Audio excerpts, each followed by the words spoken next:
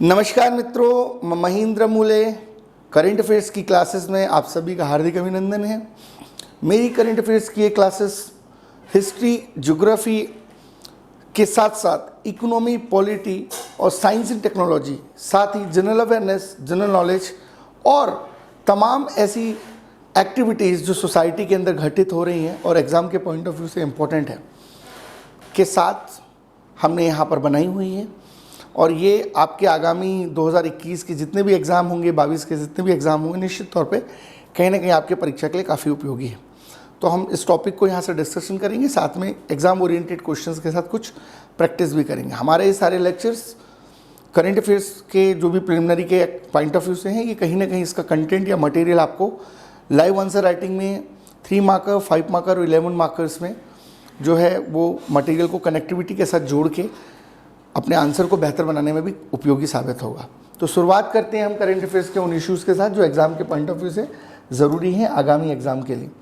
सबसे पहले हम चर्चा करेंगे, स्क्रीन पे आप देख रहे हैं, ये है रामप्पा मंदिर जो इन दिनों चर्चा में है क्योंकि यूनेस्को ने अपनी जो है सूची में इसे हाल ही में शामिल कर लिया है।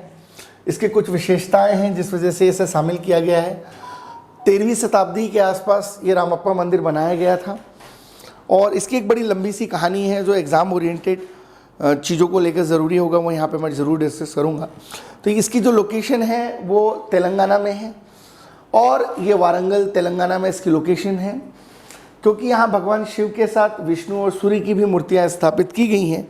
अतः इस मंदिर को जो है वो त्रिकुटलयम मंदिर के नाम से भी जाना जाता है। 1213 ईस्वी में इसका निर्माण कार्य चालू किया गया था।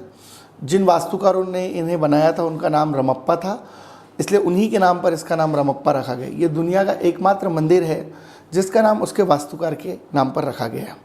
इसके जो निर्माणकर्ता थे वो रेचरला रुद्र थे, जो तत्कालीन परिस्थितियों में वहाँ के जो हैं वो सेनापति थे, वहाँ के सेनापति थे। और इसे रुद्रेश्वर मंदिर भी कहा जाता है क्योंकि मूलतः जो रुद्रेश्वर हैं वो भगवान शिव से का एक उपनाम है पुराणों के अनुसार।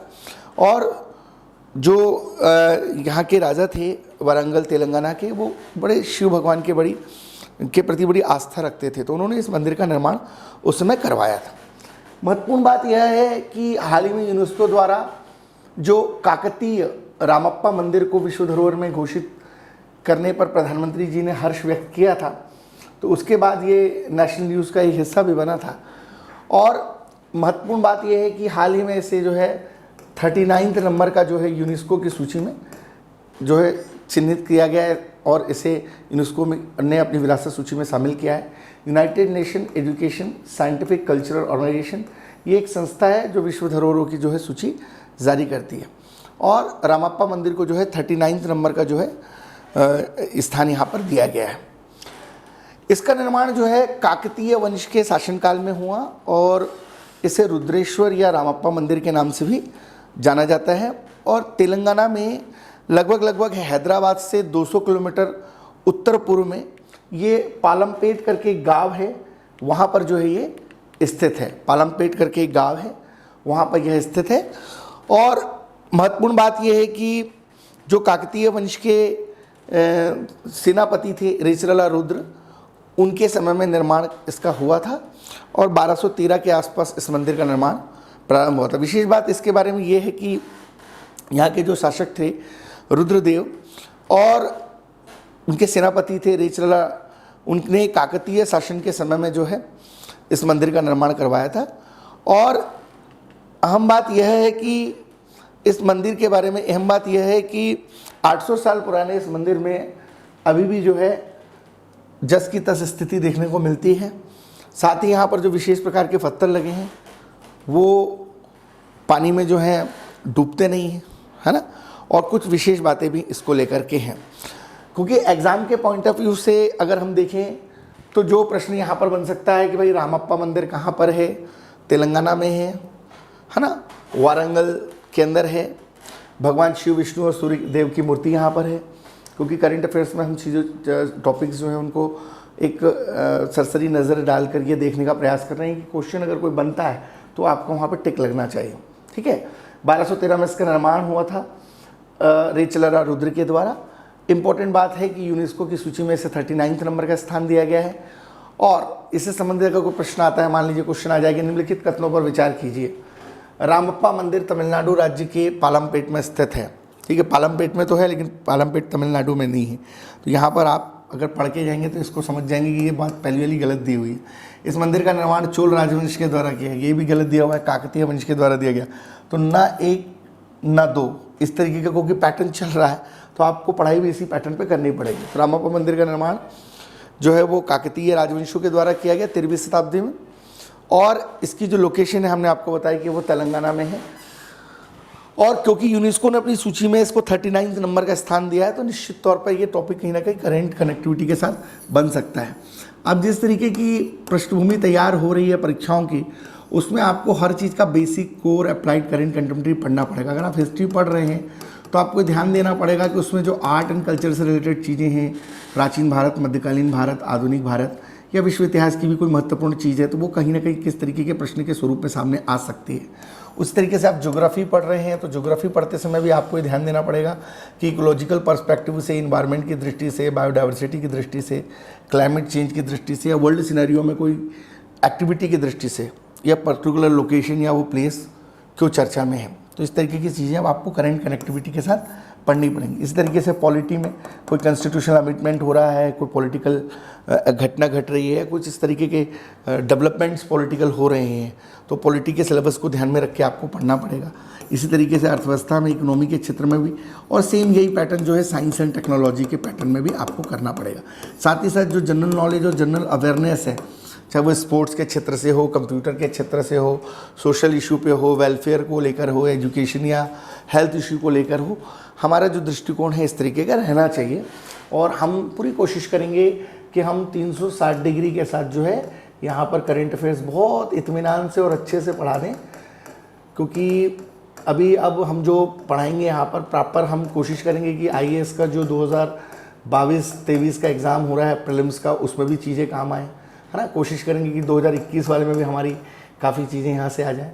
एमपीपीएससी का जो नेक्स्ट प्रिलिमिनरी का एग्ज़ाम होगा उसमें भी हम कोशिश करेंगे कि चीज़ें यहाँ से कवर हो। इसके अलावा भी कोई वनडे एग्ज़ाम है और उसमें कोई करंट अफेयर्स आता है तो वहाँ भी ये काफ़ी आपके लिए इंपॉर्टेंट होगा। तो हमारा करंट अफेयर्स जो है कंटिन्यू चलेगा इसी पैटर्न पर। ठीक है, तो एक बार हम थोड़ा सा फिर से इसको देख लेते हैं रामप्पा मंदिर के बारे में, क्या बेसिक चीज़ें हैं, है ना। तो सबसे पहले ये रामप्पा मंदिर मैंने आपको बताया कि यूनेस्को की सूची में 39 नंबर का स्थान इसको दिया गया है। उसके पीछे मैंने आपको लॉजिक बताया कि 800 साल पुराना ये मंदिर है और इसमें कुछ विशेष ऐसी पत्थरों का इस्तेमाल किया गया है कि जो पानी में जो है वो डूबते नहीं हैं, और एक विशेष प्रकार की जो है यहाँ पर शैली का निर्माण हुआ है मंदिर निर्माण की, जो नागर शैली, द्राविड़ शैली, बेसर शैली, पंचायतन शैली, है ना। तो तमाम प्रकार का जो मंदिर निर्माण शैली हम आर्ट एंड कल्चर की क्लास में पढ़ेंगे तो वहाँ डिटेल में बताएंगे। तो मुख्य बात यहाँ पर ये चर्चा में क्यों है, आपको सिर्फ ये याद रखना है, मंदिर निर्माण की शैलियाँ हम आपको आर्ट एंड कल्चर का जब स्पेशल हिस्ट्री का क्लास लेंगे तो वहाँ डिटेल में पढ़ाएंगे। तो ये तेलंगाना में है, ठीक है, स्थिति वारंगल में। शिव, विष्णु और सूर्य देव की मूर्ति है। 1213 में 13वीं सदी में निर्माण उसका हुआ। सेनापति जो थे रुद्रदेव के, रेचरा रुद्र, उनके द्वारा इसका जो है निर्माण कार्य उस समय कराया गया। यूनेस्को ने इसको शामिल किया है। प्रधानमंत्री जी ने भी इस पर प्रसन्नता व्यक्त की है। 39 नंबर का स्थल है, ये बिल्कुल रिमाइंडर कर लीजिए। काकतीय वंश के शासनकाल में निर्माण हुआ था। रुद्रेश्वर क्यों बोलते हैं मैंने बताया, क्योंकि शिव को लेकर विशेष आस्था थी और रुद्रेश्वर पुराणों में जो शिव भगवान का नाम है। रामप्पा क्यों कहते हैं, क्योंकि जिन वास्तुकार ने इसका निर्माण किया था उनका नाम ही रामप्पा था। हैदराबाद से करीब 200 किलोमीटर की दूरी पर है ना। और एक तमाम बातें यहाँ पर जो है, पीठासीन देवता जो है रामलिंगेश्वर स्वामी, क्योंकि गोपुरम वाली व्यवस्थाएं यहाँ पर होती हैं और जो द्रविड़ शैली से निर्मित यह मंदिर है। तो ये तमाम बातें यहाँ पर डिस्कशन के लिए। फिर हमने एक क्वेश्चन जनरली एक ले लिया कि भाई फिल्म्स में क्वेश्चन आई कि रामप्पा मंदिर जो हाल ही में चर्चा में रहा उसका यूनेस्को की सूची में कौन सा स्थान है, 39 नंबर का स्थान है ना। बेहतर सोच समझ के साथ प्रश्न अभ्यास भी ज़रूरी है। या पूछ ले कि भाई रामप्पा मंदिर जो है तमिलनाडु राज्य के पालमपेट में है, इस मंदिर का निर्माण चोल राजवंशों ने कराया, उपरोक्त दो कथनों में से कौन सा एक सही है। तो आपको सही जानकारी है तो आप यहाँ पर समझ जाएंगे कि भाई ये गलत दिया हुआ है ना। यहाँ पर जो है तमिलनाडु नहीं होना चाहिए और यहाँ पर जो है वह आंध्र प्रदेश होना चाहिए, तेलंगाना होना चाहिए, यहाँ पर तेलंगाना होना चाहिए, ठीक है। कर्नाटक नहीं होना चाहिए, तेलंगाना होना चाहिए, तेलंगाना के वारंगल में। और इसका निर्माण जो है चोलों ने नहीं कराया था, ये काकतीय ने कराया था। तो जब दोनों बातें गलत है, ये भी गलत है, ये भी गलत है, तो ना एक ना दो, इसका आंसर जो है डी आएगा, ठीक है। तो आपको साथ में पढ़ते पढ़ते प्रैक्टिस भी करते हुए चलना है ना। मैं पूरी कोशिश करूँगा कि हमारी जो करंट अफेयर्स की क्लास है इसको हम बहुत ही सिस्टमेटिक पैटर्न पे यहाँ पर लें। इसके अलावा जो हमारी अभी मेंस की भी जो आंसर राइटिंग की क्लासेस होंगी, तो इसमें जो मेंस हम पढ़ाने वाले MPPSC उसका भी पैटर्न हमारा रहेगा कि क्वेश्चन आंसर फॉर्मेट के साथ जो है हम अपनी प्रिपरेशन यहाँ पर करने वाले। साथ ही साथ हम जो IAS के लिए भी अपना बैच चालू करेंगे जो टोटली इंग्लिश मीडियम में होगा, तो उसमें भी हमारी कोशिश रहेगी कि हम इसी तरीके से काम करेंगे। ठीक है, तो जितने भी हमारे मॉड्यूल्स आएंगे वो सारी इसी अप्रोच को लेकर के होंगे। अब जो हम अपना अगला यहाँ पर डिस्कशन करेंगे ये है धोलावीरा। धोलावीरा को भी जो है यूनेस्को ने अपनी सूची में जो है 40वें स्थान पर जो है जगह दी है। धोलावीरा एक बहुत फेमस प्लेस है, इसके बारे में मैं आपको थोड़ा बताना चाहूँगा। हम इतिहास में तो पढ़ते ही पढ़ते हैं, करंट अफेयर्स में भी इम्पोर्टेंट है। अगर हड़प्पा सभ्यता के पूरे इतिहास को देखें तो आज तक करीब 12,99,600 वर्ग किलोमीटर की जो हड़प्पा सभ्यता खोजी गई थी उसका सिर्फ 3% क्षेत्र ही अभी तक रिसर्च किया गया है। और आज दिनांक तक 1400 से 2000 के बीच में शहरों को जो है डायरेक्टली यहाँ पर खोजा जा चुका है पुरातत्व विभाग के द्वारा। उसमें 97% क्षेत्र पर अभी भी काम होना जो है बाकी है। ठीक है, तो ये हड़प्पा सभ्यता जो है सप्त सिंधु सभ्यता, सोहन घाटी सभ्यता, जब हम इतिहास में प्राचीन भारत की क्लास स्टार्ट करेंगे वहाँ डिटेल में देखेंगे। अभी ये चर्चा में क्यों है ये आपको ध्यान रखना। आप जो चीज़ भी परीक्षा में देखते हैं ना वो पूछी इसलिए जाती है क्योंकि वो चीज़ चर्चा में रहती है, इसलिए वो एग्ज़ाम के पैटर्न पे पर्चे के अंदर आपको आपके एग्ज़ाम पेपर में आपको दिखाई देती है। ठीक है, अभी जैसे धोलावीरा जो है बेसिकली हड़प्पा सभ्यता से संबंधित है। और धोलावीरा जो है, हो सकता है ये क्वेश्चन बन जाए कि धोलावीरा किस राज्य में है। ये गुजरात में है। सिंधु घाटी सभ्यता के जो मैक्सिमम नगर हैं या जो स्थान है वो सिंधु घाटी सभ्यता के मैक्सिमम नगर जो हैं वो गुजरात से ही संबंधित हैं। तो 1967-68 में JP जोशी जी के नेतृत्व में जो है इसकी खुदाई हुई थी। हड़प्पा सभ्यता की अगर हम बात करें तो जब कराची से लाहौर का रेलवे ट्रैक का निर्माण चल रहा था उस समय हड़प्पा सिविलाइजेशन की जब खोज चालू हुई थी और 1921 में दयाराम साहनी जी ने हड़प्पा पे रिसर्च स्टार्ट किया था, उत्खनन स्टार्ट किया था। और फिर बाद में मोहनजोदड़ो रखलदास बनर्जी के द्वारा, और इसी तरीके से क्रमानुसार जो है पूरी की पूरी हड़प्पा सिविलाइजेशन को रिसर्च किया गया था। तो 1967 से 68 में JP जोशी जी के नेतृत्व में जो है ये हड़प्पा सिविलाइजेशन को यहाँ पर खुदाई का कार्य प्रारंभ किया गया। और 90-91 में RS विस्ट ने जो है इस पूरी रिसर्च वर्क को जो है यहाँ पर धोलावीरा के संदर्भ में जो है पॉइंट आउट किया। और तत्पश्चात जो है यहाँ पर धोलावीरा जो हड़प्पा सभ्यता के प्रमुख नगर के तौर पर सामने आया। ये यूनेस्को की सूची में 40वें नंबर पर है, ये ज़रूर याद रखें आप, है ना। यूनेस्को ने अपनी विश्व विरासत सूची में इसको जो है 40वां स्थान दिया है ना। मासर या मानहर नदियाँ यहाँ से होकर के जो है जाती हैं, ये भी इम्पोर्टेंट है ना। वाटर मैनेजमेंट के लिए काफ़ी महत्वपूर्ण क्षेत्र था ये। क्षेत्रफल की दृष्टि से दूसरा सबसे बड़ा क्षेत्र रहा है। और आर्कियोलॉजिकल सर्वे ऑफ इंडिया जिसके चेयरमैन जो है 1861 में जब ये बना था लॉर्ड कनिंघम थे, तब से जो है इस पर रिसर्च वर्क चल रहा है। तो ये बहुत महत्वपूर्ण है। और हड़प्पा सिविलाइजेशन में तो अभी बहुत सारे डेवलपमेंट चल रहे हैं। हड़प्पा सिविलाइजेशन में जो है अभी एक खीर सारा नाम का भी नगर हाल ही में खोजा गया है। और ये हड़प्पा सिविलाइजेशन का जो रिसर्च इन वर्क है अभी भी कंटिन्यू चल रहा है। 3% ही रिसर्च वर्क हड़प्पा पे हुआ है, 97 पर रिसर्च वर्क अभी भी बाकी है। तो परीक्षा के दृष्टिकोण से यह महत्वपूर्ण है कि धोलावीरा किस राज्य में है, इसकी खुदाई किसके नेतृत्व में प्रारंभ हुई, 90-91 में इसका संबंध किस पुरातत्ववेत्ता से था, मासर या मानहेर नदी के बारे में आपको जानकारी, यूनेस्को की सूची में 40वीं विश्व विरासत। और ये बड़ी गर्व का विषय है कि यूनेस्को की सूची में 39th और 14th दो महत्वपूर्ण विश्व विरासतों को शामिल किया गया है। और दोनों का ही संबंध जो है वह हिस्टोरिकल बैकग्राउंड से है। और आर्कियोलॉजिकल सर्वे ऑफ इंडिया जो है वर्तमान में हड़प्पा सिविलाइजेशन पर अभी भी कंटिन्यू अपने वर्क कर रहा है। मैंने आपको नगर का नाम बताया खीर सारा, यह भी गुजरात में पिछले कुछ दिनों में इस पर भी काम चल रहा है ना। तो हम इस पर डिटेल क्लास जब पढ़ाएंगे तो उस पर चर्चा करेंगे, क्योंकि करंट अफेयर्स का सेशन है और हमें बहुत सारे टॉपिक्स को यहाँ पे कवर करना है। तो जितना एग्ज़ाम के पॉइंट ऑफ व्यू से ज़रूरी है या इम्पोर्टेंट हो सकता है, सिर्फ हम उन्हीं बातों पर यहाँ पर गौर कर रहे हैं। निम्नलिखित कथनों पर विचार कीजिए। धोलावीरा राजस्थान में है। सन 90 में आर.एस. वेस्ट के द्वारा इसकी खोज की गई। एक बार फिर से देख लेते हैं। ये धोलावीरा राजस्थान में नहीं है, धोलावीरा गुजरात में है और आर.एस. वेस्ट ने 90 में खोज की। तो इस दृष्टिकोण से देखेंगे तो इस प्रश्न का उत्तर क्या होगा? आपको यहाँ पे क्या प्रैक्टिस करते चलना है ना। ये जो राजस्थान वाला पॉइंट है ये गलत है। साथ में जो पढ़ रहे हो ना, यहीं पे अपनी सोच डेवलप करो, यहीं पे अपनी समझ डेवलप करो और जो जो टॉपिक वाइज आप प्रश्न पढ़ते जा रहे हो ना, उसका आप यहाँ पर टॉपिक वाइज एग्जाम प्लानर बना करके वहीं जो है प्रैक्टिस करते चलो, है ना। यहीं पे आप अपना प्रश्न अभ्यास करो तो आपके लिए काफ़ी अच्छा रहेगा। और इस तरीके से आप यहीं पे रीड करोगे, यहीं पे आपका डाइजेस्ट हो जाएगा और ये read and digest Windows system से आपको चीज़ें क्या है ऑन द स्पॉट यहाँ पर याद होती चलेंगे। मेरे जितने भी सेक्शन होंगे ये टू द पॉइंट होंगे। देखो बहुत सारा मटेरियल है भाई यूट्यूब पे, बहुत सारा मटेरियल है आपके सोशल मीडिया पे, बहुत सारा मटेरियल है विकिपीडिया पे, बहुत सारा मटेरियल है कोचिंग इंस्टीट्यूट्स, बुक्स।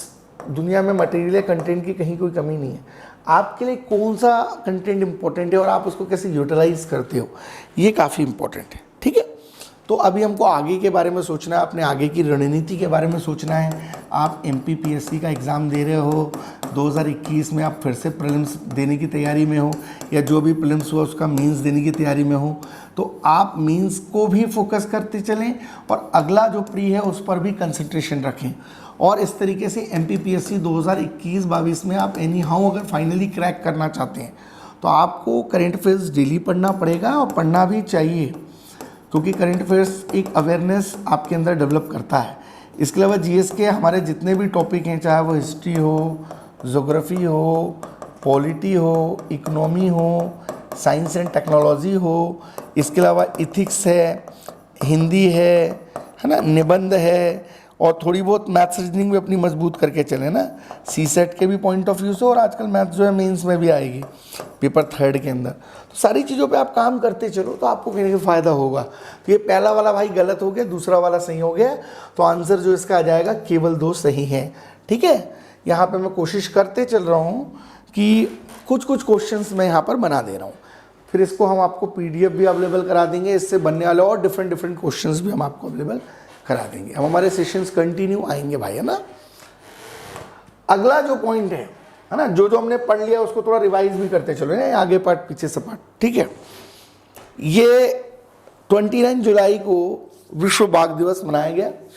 वर्ष 2010 से इसकी शुरुआत हुई और रूस के सेंट पीटर्सबर्ग में 29 जुलाई को अंतर्राष्ट्रीय बाघ दिवस मनाने का निर्णय 2010 में लिया गया। उसमें 13 देशों ने पार्टिसिपेट किया था और उसमें टारगेट किया गया था कि 2022 तक हम बाघों की संख्या को पूरी दुनिया में डबल कर देंगे और बाघों के संरक्षण के प्रति एक अवेयरनेस, जागरूकता बढ़ाने के लिए अंतर्राष्ट्रीय बाघ दिवस अर्थात विश्व बाघ दिवस की जो है शुरुआत की गई। हमारे लिए क्यों महत्वपूर्ण है? क्योंकि मध्य प्रदेश में 526 सबसे ज़्यादा बाघ हैं और ये पहले स्थान पर वापस आ गया है। 2014 से 18 के बीच में जो इसका स्थान जो है इससे छीन गया था, वापस उसको मिल गया। तो 526 बाघ जो है मध्य प्रदेश में, कर्नाटक में 524 सिर्फ 2 ही कम है और उत्तराखंड में जो है वो 442 तीसरे स्थान पर है और महाराष्ट्र 312 के साथ चौथे स्थान पर है। इसके अलावा उत्तर प्रदेश, बिहार और सुंदरबन में भी बाघ हैं। तो भारत में बाघों की कुल संख्या देखेंगे तो करीब 2967 के आसपास है और ये 2014 से 18 के बीच में बाघों की आबादी के बारे में गणना की गई है और भारत में कुल आबादी का करीब 63% जो है वो टाइगर रिजर्वों में बाघ रहते हैं और विश्व की कुल बाघ आबादी का 70% जो बाघ है वो भारत में निवास करता है। जिम कार्बेट में सबसे ज़्यादा जो हैं वो देश के बाघ हैं, करीब 231 बाघ के आसपास। वैज्ञानिक नाम बाघ का जो है वो पैंथेरा टाइग्रस लिनियास है। विश्व में 3900 बाघ हैं, उसमें से 2967 बाघ जो हैं भारत में हैं और राष्ट्रीय पशु के तौर पर अप्रैल 1973 में जो है बाघ को जो है दर्जा दिया गया है भारत में और प्रोजेक्ट टाइगर जो है उस समय कैलाश सांकेल्य के नेतृत्व में भारत में चलाया भी गया था। देश में कुल बाघ अभयारण्य 50 हैं, 2 प्रस्तावित भी हैं, भविष्य में प्रोसेस में हैं। और महत्वपूर्ण बात यह है कि मध्य प्रदेश इस समय टाइगर स्टेट का दर्जा वापस हासिल कर चुका है। तो ये एक काफ़ी इम्पोर्टेंट बात है। मध्य प्रदेश 526 के साथ पहले नंबर पर है, वहीं दूसरे स्थान पर जो है 524 के साथ कर्नाटक है। मध्य प्रदेश देखिए पहले नंबर पर है ना। उसके बाद सेकंड नंबर पर जो है ये कर्नाटका है आपका। तीसरे नंबर पर जो है आपकी उत्तराखंड है। चौथे नंबर पर आपका महाराष्ट्र है। और इस तरीके से क्रोनोलॉजी यहाँ पर कंटिन्यू आप देख सकते हैं। तो यहाँ से एक क्वेश्चन हम देख लेते हैं, बाघ दिवस से क्या क्वेश्चन बन सकता है। हम क्योंकि अभी बिल्कुल जो काम की चीज़ें वो लेके आ रहे हैं, तो क्वेश्चंस भी हम जो है ये बिल्कुल जो काम के क्वेश्चंस हैं उनको हम यहाँ करा रहे हैं। बाद में हम जो हमारी मल्टीपल चॉइस क्वेश्चंस रहेंगे, करीब हम 15,000 क्वेश्चन की प्लानिंग कर रहे हैं इस बार। तो इसमें जब हम आपको सॉल्व करवाएंगे तो उसमें हम करंट अफेयर्स के 2000 क्वेश्चन बाद में पूरे MCQ के माध्यम से करवाएंगे। अभी जो पढ़ाते चल रहे हैं उनको यहाँ साथ में लेके चल रहे हैं, उससे क्या यार एक रिमाइंडर आपका होते रहेगा ऑन द स्पॉट, तो आपके लिए काफ़ी बेनिफिट करेगा वो। राष्ट्रीय बाघ दिवस 29 जुलाई को मनाया गया था, सही बात है। भारत में सर्वाधिक बाघों संख्या मध्य प्रदेश में है, उसके बाद कर्नाटक में, सही बात है। ये 526 है, 524 है। 2014 से 18 तक ये जो दर्जा है वो कर्नाटक के पास था, अभी वापस मध्य प्रदेश को टाइगर स्टेट बोलने लगे। तो दोनों बातें सही हैं, उपरोक्त तो दोनों सही हैं, 1 और 2 दोनों सही हैं, है ना। इसका आंसर ये हो गया। अब जो है हम इन पर चर्चा करेंगे। साइखोम मीराबाई चानू, है ना, इन्होंने रजत पदक जीता है अभी हाल ही में। अभी MPPSC की परीक्षा में कर्णमल्लेश्वरी से क्वेश्चन था, हो सकता है आगामी समय में आपको यहाँ से भी प्रश्न मिले, इसलिए आप अभी से इत्मीनान के साथ बिल्कुल पढ़ते चलिए, ताकि परीक्षा के दौरान आपसे किसी प्रकार की ह्यूमन मिस्टेक, सिली मिस्टेक या ओवर कॉन्फिडेंस ना हो। परीक्षा में होता क्या है कि जो हमको बनता है कई बार हम वो गलत करके आ जाते हैं। बहुत सारे स्टूडेंट्स के मेरे पास कॉल आए, बातचीत हुई, तो उन्होंने बताया कि सर ये मुझे आता था परंतु मैं यही वाला प्रश्न गलत करके आ गया, और उनका 5 question, 4 question, 3 question, 2 question, 1 question से जो है सिलेक्शन में कहीं ना कहीं प्रॉब्लम भी आ रहा है। और कुछ बच्चे थोड़े से समझदार हो जाते हैं, silly mistake, human mistake, over confidence नहीं करते हैं, तो कई बार उनकी जो चीज़ें हैं वो बेहतर हो जाती हैं। तो थोड़ा इस पर ध्यान देंगे आप सभी। अभी टोक्यो में ओलंपिक चल रहे हैं और उसी बीच में जो है साइखोम मीराबाई चानू काफ़ी चर्चा में रही, उन्होंने रजत पदक भारत के लिए जीता। होई जहू जो है ये चाइना की, इनको स्वर्ण पदक मिला, और आयशा विंडी जो इंडोनेशिया की हैं उनको कांस्य पदक मिला। परीक्षा में प्रश्न यह बनेगा मूलतः यह रहने वाली कहाँ की है, तो मूलतः जो है यह रहने वाली है मणिपुर की, ये आप इम्पोर्टेंट है। और इनका पूरा नाम है साइखोम मीरा चानू, और महत्वपूर्ण बात है कि 49 kg वर्ग में इन्होंने रजत जीता है, चांदी जीता है ना। साइखोम मीराबाई चानू जी को रजत अर्थात चांदी यहाँ पर मिला है।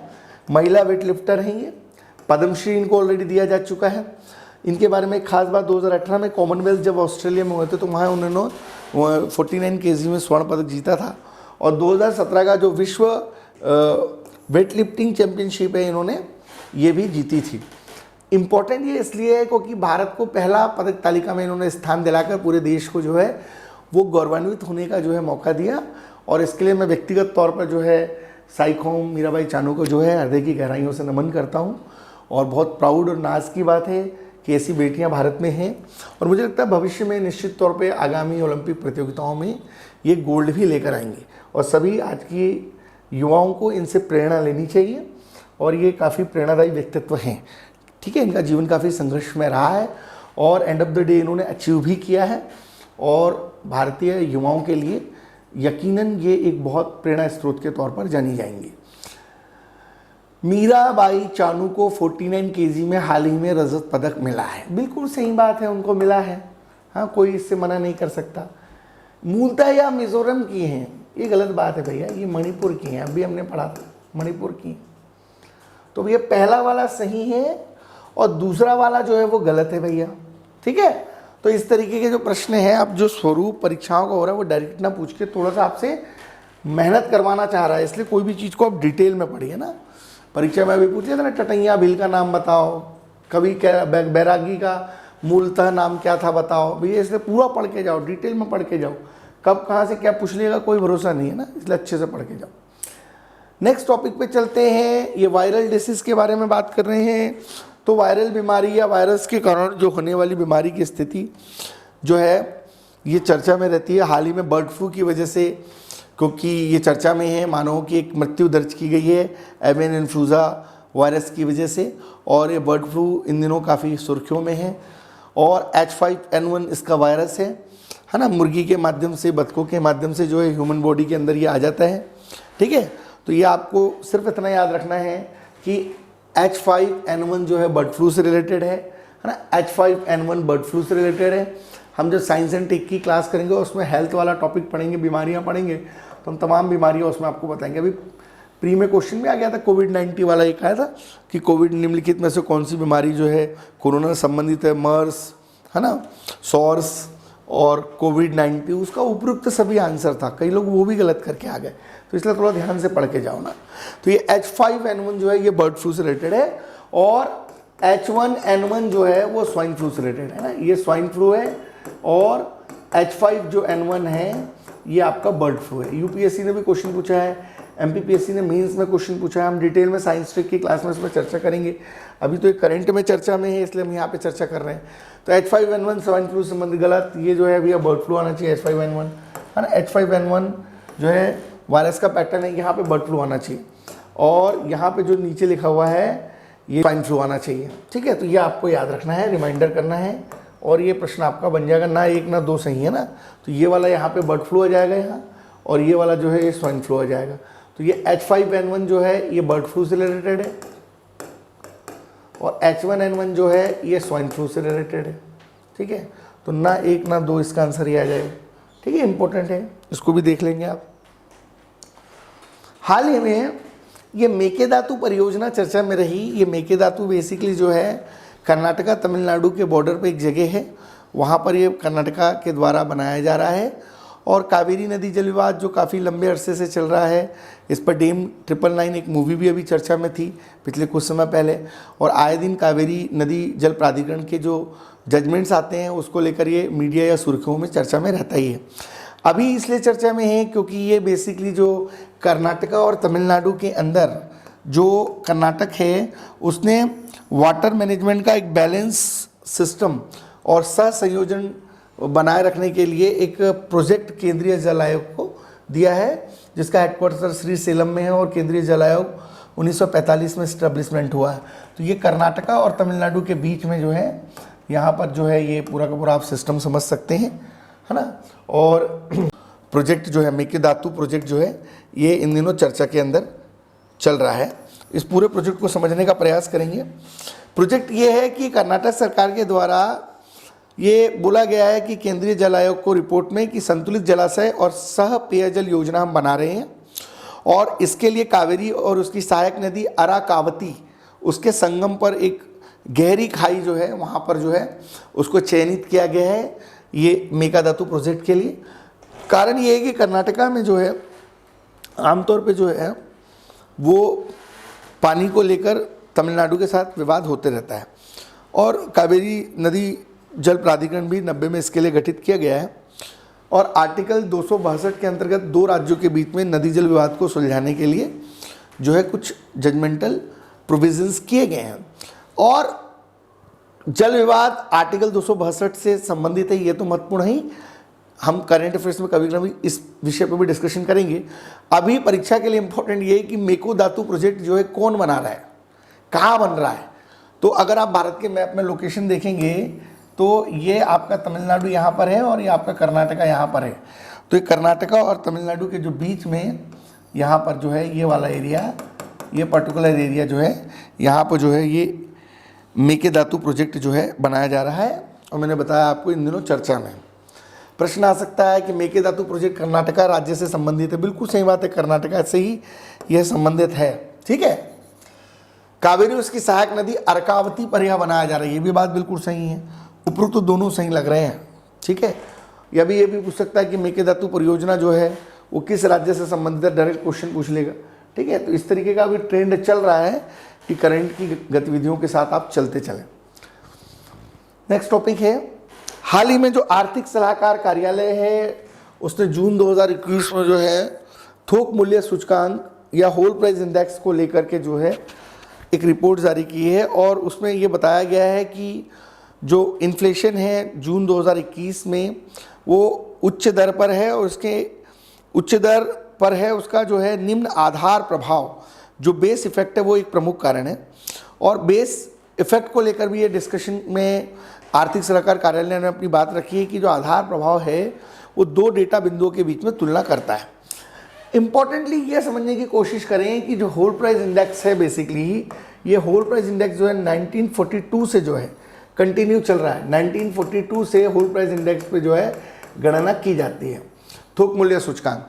और थोक मूल्य सूचकांक पे जब गणना करते हैं बेसिकली, तो थोक मूल्य सूचकांक पे गणना करने के 3 आधार हैं।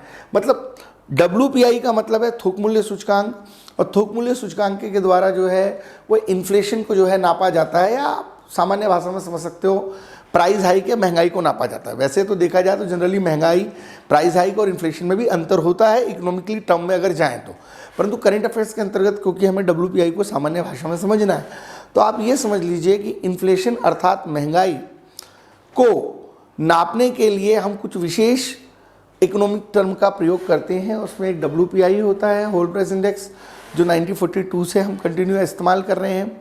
एक कंज्यूमर प्राइस इंडेक्स होता है जो कि industrial base, rural worker, urban worker और जो मिक्स एम्प्लॉयज़ होते हैं, चारों कैटेगरी के आधार पर निर्धारित होता है। ये श्रम ब्यूरो के द्वारा जारी किया जाता है 2010 से कंज्यूमर प्राइस इंडेक्स। और एक होता है सर्विस प्राइस इंडेक्स, जो इन फ्यूचर किया जाना है ना। उसके लिए अभी एक CP देशमुख कमेटी भी गठित की गई है। इम्पॉर्टेंट ये है कि WPI को लेकर आर्थिक सलाहकार कार्यालय ने जो डाटा दिया है, बात कही है कि वो उच्च क्यों है, उसमें ये 3 बातें समझना है कि होल प्राइस इंडेक्स जो 1942 से गणना किया जा रहा है वो 3 आधार पर किया जाता है। पहले फूड आर्टिकल, खाने पीने की चीज़ें, दूसरा फ्यूल, ईंधन से संबंधित, पावर से रिलेटेड, तीसरा मैन्युफैक्चरिंग से रिलेटेड चीज़ें। तो जो महत्वपूर्ण बात है, डाटा पे तो हम बाद में जाएंगे, जो फूड आइटम है, फूड आइटम करीब करीब है 102 के आसपास, और फ्यूल से संबंधित आइटम है 19 के आसपास, और मैन्युफैक्चरिंग से संबंधित आइटम है 555 के आसपास, है ना। समय समय पर जो है ये आइटम्स बढ़ते घटते रहते हैं, तो 555, 102 और करीब करीब 19, है ना। तो ये लगभग हो गए, ये 6, है ना, ये हो गए, ये 7, ये हो गए 676 की जो बास्केट होती है, ये 3 आधार पर फूड आइटम, फ्यूल आइटम और मैन्युफैक्चरिंग आइटम, इन सारी चीज़ों को रखा जाता है। इकोनॉमी की जब हम क्लास बताएंगे तो उसमें डिटेल में बताएंगे भाई, इसमें कोर इन्फ्लेशन होता है फूड और फ्यूल का, और जो हेडलाइन इन्फ्लेशन होता है उसमें तीनों चीज़ों को इंक्लूड किया जाता है। तो अभी यहाँ पर इतना लंबा डिस्कशन नहीं कर पाएंगे, हमको तो सिर्फ करंट अफेयर्स में इतनी चीज़ यहाँ समझनी है कि होल प्राइस इंडेक्स में एक तो फूड आता है, दूसरा फ्यूल आता है, तीसरा मैन्युफैक्चरिंग आता है। फूड से संबंधित आइटम 102, फ्यूल से संबंधित 19 और मैन्युफैक्चरिंग से 555।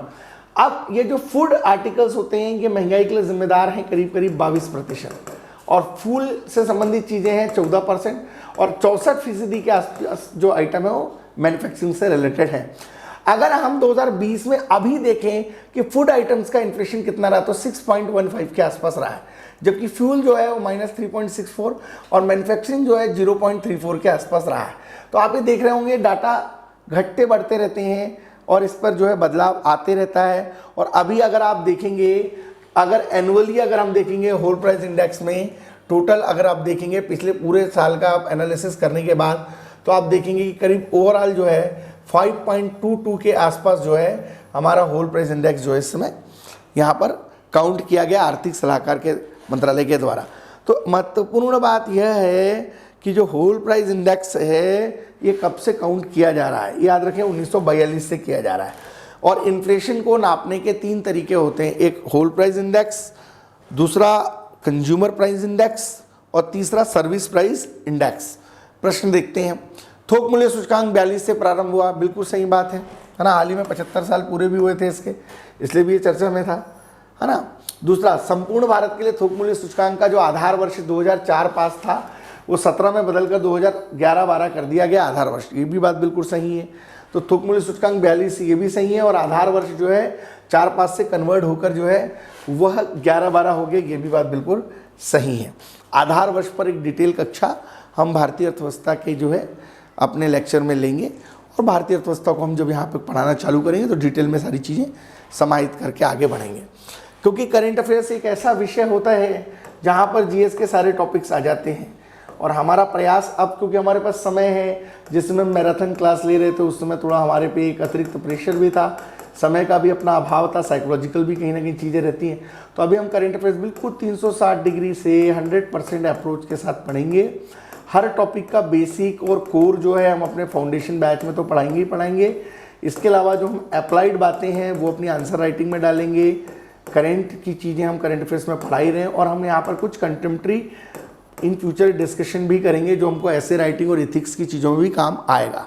ठीक है, तो ये चीज़ें आपकी एक दृष्टिकोण के साथ यहाँ पे धीरे धीरे स्टेप बाय स्टेप चलने वाली हैं, और हम पूरी कोशिश करेंगे क्रोनोलॉजी में हम चीज़ों को लेके चलें। अब हम यहाँ पे चर्चा करेंगे पॉपुलेशन डे पे। 11 जुलाई को जो है पॉपुलेशन डे मनाया गया। इस बार की थीम थी rights in choice are the answers. और हाल ही में उत्तर प्रदेश सरकार ने अपनी एक 2021 से 31 के लिए नई पॉलिसी भी लाई है। तो पूछ सकता है कौन सा राज्य है जिसने अपनी एक नई जनसंख्या पॉलिसी लाई है। और कहीं ना कहीं responsibly planning your family will the contribute to the nation growth, ये थीम का एक कंटेंट है। और पूरी दुनिया की आबादी में भारत में एक जनांकीय लाभांश की स्थिति भी है, और करीब करीब पूरी दुनिया के 18% युवा जो हैं वो भारत में हैं। और पॉपुलेशन डिविडेंड के अंतर्गत हम जो है एक अच्छी प्रोग्रेस भी यहाँ पर कर रहे हैं। चाइना में जबकि 12% यूथ है ओवरऑल पॉपुलेशन के अंदर, पूरी दुनिया में 18% पूरी पॉपुलेशन के अंदर यूथ हमारे यहाँ हैं। तो पॉपुलेशन के कई डायमेंशंस हैं, बट आपको याद रखना है कि जनसंख्या दिवस जो है 11 जुलाई को मनाया जाता है। और rights and choice are the answer, ये इस बार की थीम है ना। तो विश्व जनसंख्या दिवस 11 जुलाई को मनाया जाता है, सही बात है। 21 की थीम थी rights and choice are the answer, ये भी बात बिल्कुल सही है। तो 1 और 2 जो हैं दोनों ही जो है यहाँ पर वो सही हैं। अब हम बात करेंगे अपने आगामी टॉपिक पे। हम बिल्कुल एक प्रॉपर प्लानिंग के साथ रीड करके आपको यहाँ पर क्लास में ही डाइजेस्ट कराते हुए और एग्ज़ाम ओरिएंटेड जो विंडो सिस्टम के साथ यहाँ पर चल रही हैं, ताकि 2021, 22 और 23 में जो भी परीक्षाएं आप देंगे और उसमें जो भी करेंट अफेयर्स से रिलेटेड चीज़ें आएंगी तो वो आपको कहीं ना कहीं कवर होंगे। करीब करीब हमारे ऐसे 365 वीडियो यहाँ पर पूरे 1 ईयर में आपको मिलेंगे, जहाँ हम करेंट अफेयर्स को आपको इस तरीके से डील करके समझाएंगे। ठीक है, अब हम अपने अगले टॉपिक पे चलते हैं, डिस्कशन करते हैं, है ना। मेंस की क्लासेस भी हमारी बहुत जल्दी जो है वो प्रोफेशनली स्टार्ट हो जाएंगे, उसकी पूरी डिटेल को हम आपको यहाँ पे डिस्कस करेंगे। और अभी करेंट अफेयर्स के नेक्स्ट टॉपिक पे चर्चा करते हैं, Organization of Islamic Cooperation. Important संगठन है ये, चर्चा में इसलिए है क्योंकि हाल ही में भारत सरकार के विदेश मंत्रालय ने भारत और पाकिस्तान के बीच जो ऑर्गेनाइजेशन ऑफ इस्लामिक कंट्रीज़ के प्रस्ताव को खारिज कर दिया। और दिसंबर में लास्ट ईयर 2020 में भारत ने जो OIC Organization of Islamic Countries के द्वारा जो कश्मीर नीति की आलोचना की गई थी उसको भी खारिज किया। एक्चुअल में जो ऑर्गेनाइजेशन ऑफ इस्लामिक कंट्रीज़ है इसमें कुल देश जो हैं वो 57 हैं। बीच बीच में कुछ देशों को बाहर भी किया जाता है, फिर अंदर भी किया जाता है। और ऑर्गेनाइजेशन ऑफ इस्लामिक कंट्रीज़ के अंदर जो 57 कंट्रीज़ हैं उसमें भारत इसका मेंबर नहीं है ना। 1969 में सितंबर में जो है ऑर्गेनाइजेशन ऑफ इस्लामिक कंट्रीज़ की जो है वो स्थापना हुई थी, और इसका जो मुख्यालय है वो जिद्दा में है, और जिद्दा जो है सऊदी अरब में है। तो ये बीच में इंटरफेयर करना चाह रहा है भारत पाकिस्तान के बीच में, और भारत के विदेश मंत्रालय ने हाल ही में मना कर दिया, हम किसी प्रकार का किसी से इंटरफेरेंस जो है यहाँ पर नहीं करने वाले हैं, और किसी के इंटरफेरेंस को हम बर्दाश्त भी नहीं करेंगे। क्वेश्चन बन सकता है, ऑर्गेनाइजेशन ऑफ इस्लामिक कंट्रीज़ सितंबर 1969 में बना, बिल्कुल सही बात है। भारत इसका सदस्य है, ये बिल्कुल गलत बात है ना। हमने आपको अभी बताया कि भारत इसका मेंबर नहीं है। लगातार प्रयास किए जा रहे हैं कि भारत को मेंबर बनाया जाए, परंतु 57 सदस्यीय ऑर्गेनाइजेशन ऑफ इस्लामिक कंट्रीज जो UNO के बाद एक बड़ा महत्वपूर्ण संगठन है संख्या की दृष्टि से, तो उसका हिस्सा भारत अभी भी नहीं है ना। 1969 में भी हमको प्रस्ताव मिल चुका था, लेकिन तब भी हमने इसे स्वीकार नहीं किया था, और अभी भी हमने सिरे से खारिज कर दिया कि हम किसी प्रकार की मध्यस्थता भारत पाकिस्तान के बीच में किसी संगठन की नहीं करेंगे। और इन दिनों ऑर्गेनाइजेशन ऑफ इस्लामिक कंट्रीज चर्चा में ये है अरुण कुमार मिश्रा जी, राष्ट्रीय मानवाधिकार आयोग के नए अध्यक्ष हैं। राष्ट्रीय मानवाधिकार आयोग जो 12 अक्टूबर 1993 को बना था, क्योंकि हमारे पाठ्यक्रम में आयोग हैं, ठीक है। इस बार कम पूछा गया, 7 ही 8 क्वेश्चन आए थे, लेकिन इसका मतलब ये नहीं कि नहीं आएंगे, भविष्य में आगामी समय में आते रहेंगे, है ना। फिलहाल करंट के दृष्टिकोण से ये अरुण कुमार मिश्रा जी हैं, राष्ट्रीय मानवाधिकार आयोग की बागडोर इनके पास है और ह्यूमन राइट्स के प्रोटेक्शन के लिए काम करेंगे। राष्ट्रीय मानवाधिकार आयोग 12 अक्टूबर 1993 को बना। इसके अंतर्गत जो एक अध्यक्ष और कुछ मानक सदस्य और कुछ विशेष सदस्य शामिल किए जाते हैं। तो उनके कार्यकाल को लेकर बात करें तो ये 5 साल और 70 वर्ष, ये आप ज़रूर याद रखें। कई जगह 3 वर्ष मिलता है, उसमें थोड़ा सा सुधार कर लें, वो 5 वर्ष और 70 साल है, ठीक है। और अरुण कुमार मिश्रा जी ये राष्ट्रीय मानवाधिकार आयोग के अध्यक्ष हैं, ठीक है। आयोग जब पढ़ेंगे तो राष्ट्रीय मानवाधिकार आयोग काफ़ी विस्तृत तरीके से हम देखेंगे। क्वेश्चन क्या बन सकता है, राष्ट्रीय मानवाधिकार आयोग 12 अक्टूबर 93 को बना, बिल्कुल सही बात है। वर्तमान कार्यकाल 5 वर्ष या 70 जो भी पहले हो, ठीक है। 1 और 2 दोनों सही है, दोनों एक दूसरे से संबंधित है, ठीक है। दोनों बातें सही, तो 1 और 2 दोनों आ जाएगा इसका आंसर। चलिए, ये है दातो लिम जैक होई, ठीक है, इंपॉर्टेंट। दातो लिम जैक होई ये एक संगठन है, ASEAN association of south east Asian nation, जो कि 8 अगस्त 1967 को बना। तो जो association of south east Asian nation है, जो कि 8 अगस्त 1967 को बना, इसका हेडक्वार्टर जकार्ता में है, इंडोनेशिया में, और इनकी कार्यकारी जो ऑफिशियल लैंग्वेज अंग्रेजी है, और इसके महासचिव हैं दातो लिम जैक होई, दातो लिम जैक होई। तो इस संगठन के अंदर कौन कौन से देश हैं भाई, आप देख लीजिए। इंडोनेशिया है, सिंगापुर है, थाईलैंड है, म्यांमार है, लाओस है, कंबोडिया है, ब्रुनई दारुसलाम है, फिलीपींस है और वियतनाम है ना। एक बार यूपीएससी में पूछ लिया था कि आसियान से संबंधित नहीं है, उसमें 4 ऑप्शन दिए थे, उसमें बांग्लादेश भी ऑप्शन में था, वो उससे रिलेटेड नहीं था, ठीक है। तो इस तरीके के प्रश्न बन जाते हैं। 8 अगस्त 1967 को बना, जकार्ता में हेडक्वार्टर, दातो लिम जैक होई इसके प्रमुख हैं। कौन कौन से देश इसमें शामिल हैं एक बार फिर से देख लें, है ना, याद रहेगा उससे आपको। इंडोनेशिया है, विश्व की सर्वाधिक मुस्लिम आबादी वाला देश है, इसका पार्ट है। ब्रुनई दारुसलाम है ना। इसके बाद ये सिंगापुर है, आप याद रखेंगे, सिंगापुर है ना, सिंगापुर है, इंडोनेशिया है, ब्रुनई है, फिलीपींस है, मलेशिया है, कंबोडिया है, मलेशिया है, कंबोडिया है, थाईलैंड है, वियतनाम है ना, छोटा सा देश है लाओस, वो भी इसका मेंबर है, म्यांमार है। तो आपको सबको याद रखना है, इंडोनेशिया है, सिंगापुर है, Brunei, Philippines, Cambodia, Malaysia, Vietnam, Thailand, Myanmar और यहाँ पर है लाओस। तो ये इसके 10 सदस्य यहाँ पर शामिल हैं, याद रखेंगे।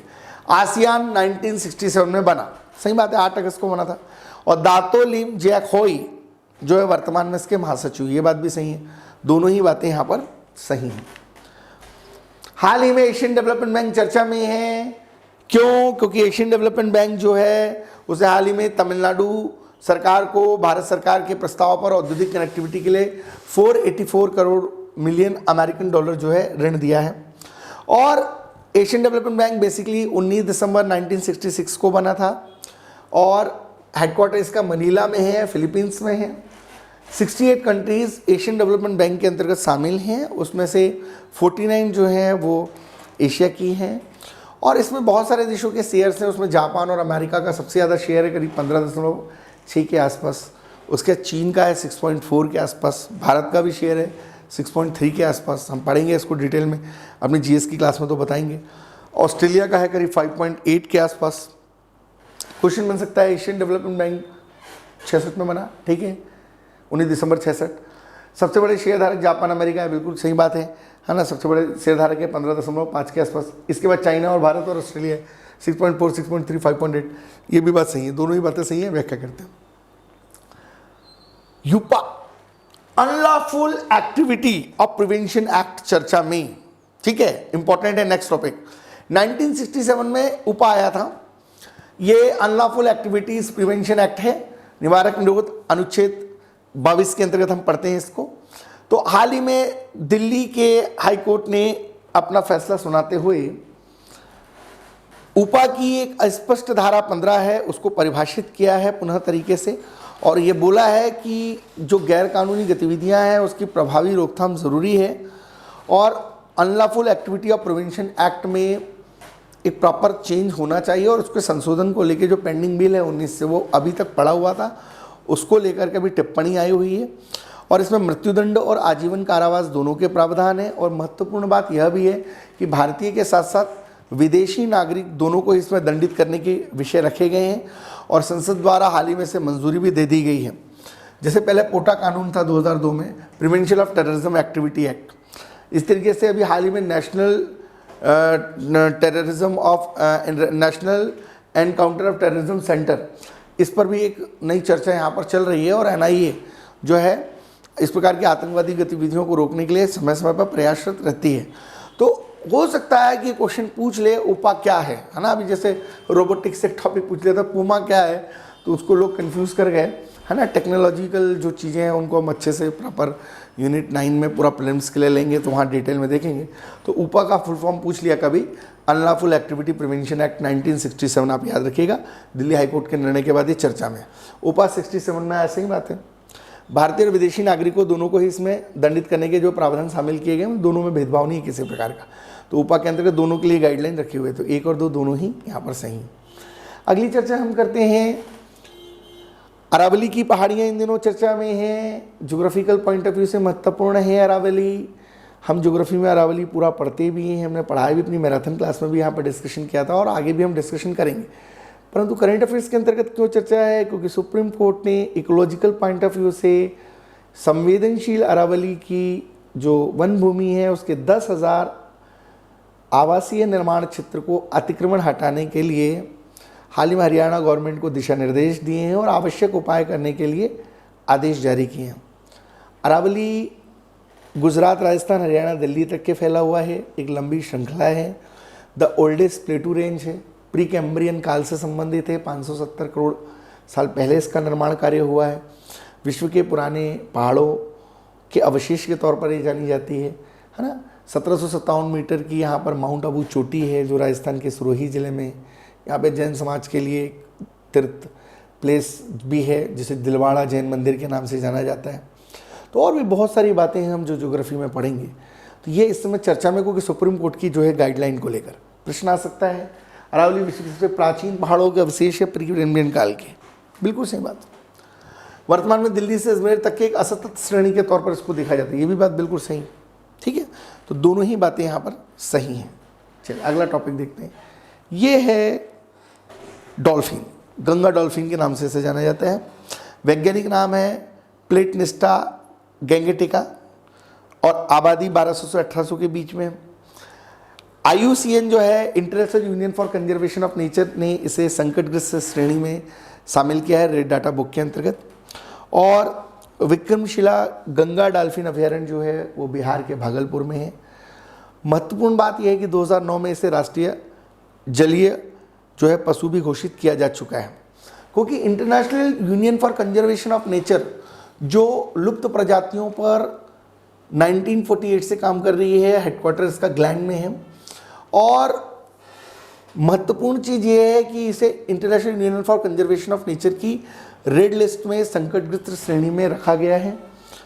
साथ ही साथ 2009 में इसे राष्ट्रीय जलीय जीव भी घोषित किया गया है।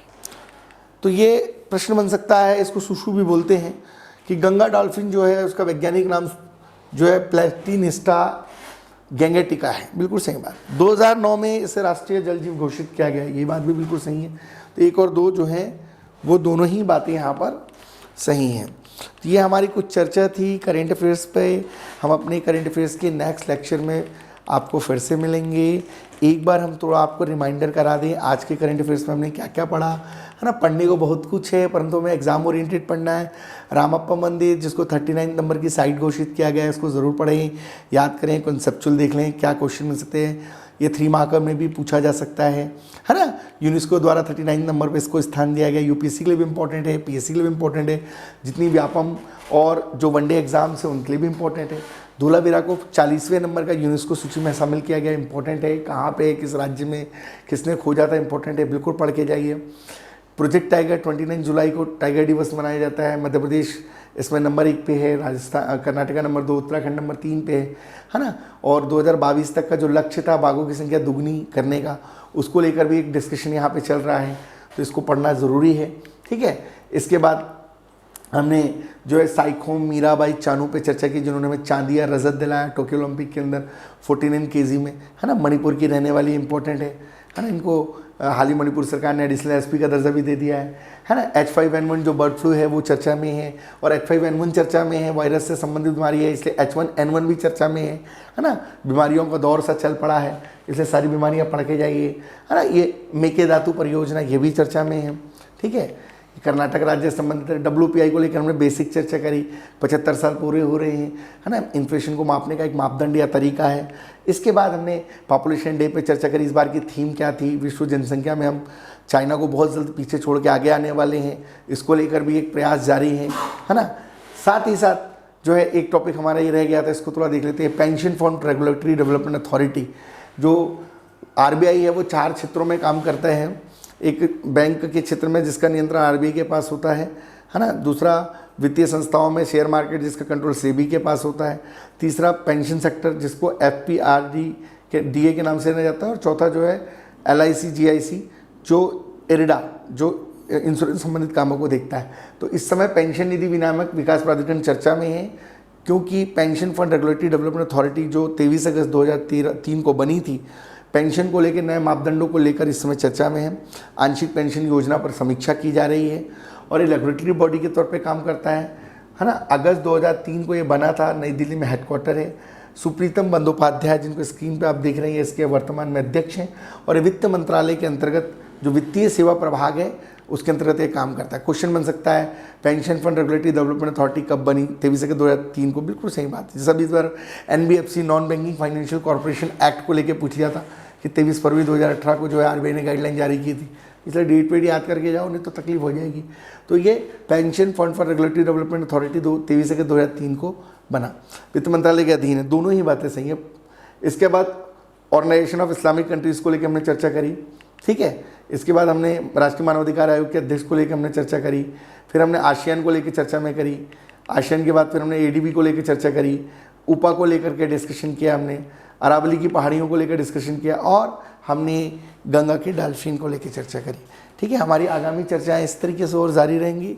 हम कंटिन्यूस आपको करंट अफेयर्स के सारे सेशन यहाँ पे देने वाले हैं, और हम पूरी कोशिश करेंगे कि हमारे जो करंट अफेयर्स के सेशंस हैं वो आप तक समय पे पहुँचें, और हमारे करंट अफेयर्स के सारे सेशंस को आप कंटिन्यू जो है यहाँ पे कवर करें।